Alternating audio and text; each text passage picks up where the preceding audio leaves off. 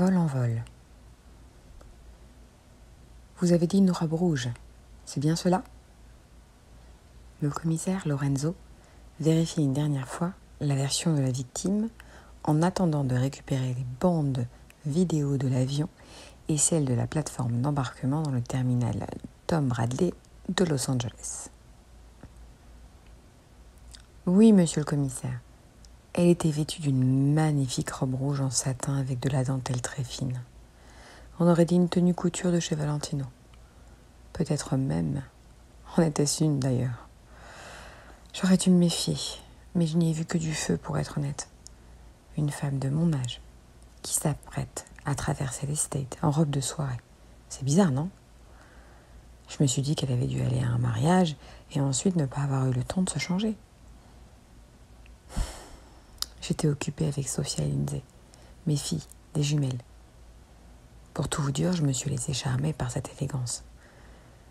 Nous étions chacune assises, en couloir, en face l'une de l'autre. C'était tellement pratique. J'ai remarqué qu'elle était arrivée à côté de nous après le décollage. Mais cela peut arriver, de changer de place, non ?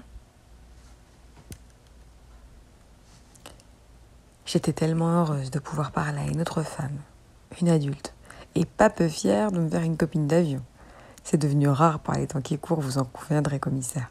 Enfin, tu parles tout ça pour me faire voler, balbutia Céline en regardant dans le vide.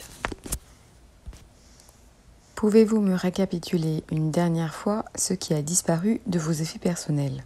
Demanda Lorenzo. Oui, pas de souci. J'emportais avec moi cette montre à mes clients new-yorkais. Des montres suisses avec des mouvements mécaniques et des complications. 5 d'entre elles sont d'ailleurs composées de titane exclusivement sur le boîtier et le mouvement. C'est la signature de l'horloger de génie Richard Mille. Je ne sais pas si vous le connaissez. Vous savez que Nadal porte sa montre pour jouer au poignet gauche alors qu'il est lui-même gaucher. C'est vous dire que le titane allège considérablement le poids de la montre. Enfin, si on revient à nos montres plutôt, 3 d'entre elles ont une lunette sertie de diamant baguette. Nous sommes sur un poids de carats qui varie entre 0,8 et 1,2. Donc carats. Et une couleur de diamant D, ce qui est exceptionnel pour des petits diamants baguettes de cette taille. Du luxe, voilà. De la haute horlogerie, des métiers d'art. La valeur de ces garde-temps, comme on les appelle dans le jargon horloger, est proche des 730 000 $ environ. Êtes-vous certaine de ne pas les avoir égarées autre part, ces montres ? Et puis-je vous demander les raisons qui vous font penser que c'est cette dame en rouge qui est responsable ? Renchérit le représentant de la loi. Judith, la dame en rouge comme vous l'appelez. Elle m'a dit s'appeler Judith. Elle s'est évaporée quelques minutes avant que nous commencions l'atterrissage. Elle a souri, elle a dit aller faire un tour aux toilettes, des dames, pour changer sa robe.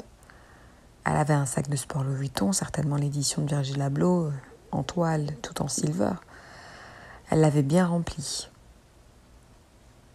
Je suis partie pendant le vol, plusieurs fois me promener avec les filles. Elles avaient besoin de se dégourdir les jambes quand même. C'est un long vol, plus de 6 heures, entre Los Angeles et New York. Et l'avion est censé quand même être une safe place. On était en business, on était maximum 10 personnes. Voilà pourquoi je pense que c'est elle. Elle a dit savoir que j'avais ses produits sur moi et me trouver. Et là, maintenant, voilà, je me retrouvais sans patron, sans client, sans emploi. Admetta Céline avec la peur qui lui serrait la gorge. Madame, nous allons faire notre possible pour retrouver l'identité de cette femme. Mes équipes sont en train d'interroger l'équipage et nous allons récupérer le scan des passeports et les vidéos. Je ne peux que vous conseiller de contacter votre entreprise et bien sûr votre assurance. Une dernière question. Vous avez confirmé à mes agents avoir déclaré la circulation de ces produits à l'aéroport.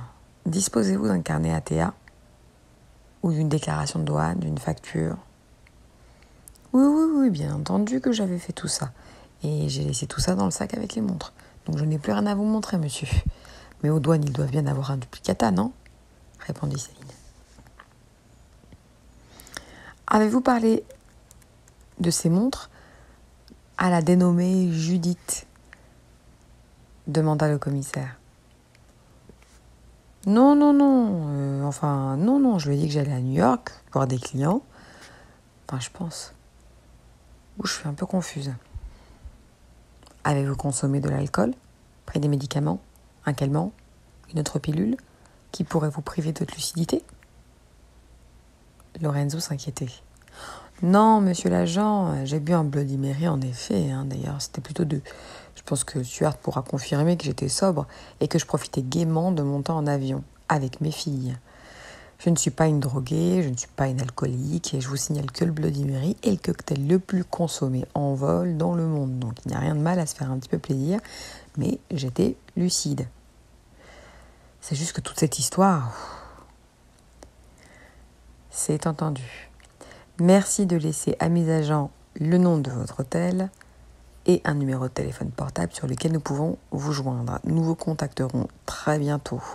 Au revoir, Madame Eastwood, conclut Lorenzo avant de tourner les talons et de quitter le salon d'affaires de Delta. Une bien étrange histoire pour un dimanche soir, songea-t-il en entrant dans l'ascenseur qui le conduirait au parking pour récupérer sa voiture.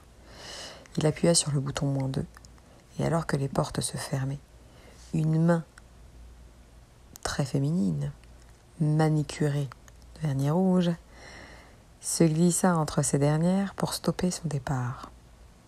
Les portes s'ouvrirent à nouveau, et l'agossement du commissaire laissa place à la surprise.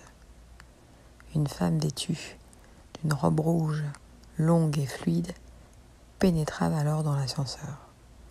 Toutes mes excuses, commissaire, mais comme vous, je me rends au parking. Je pense que nous avons des choses à nous dire. Vous n'avez pas encore entendu ma version des faits.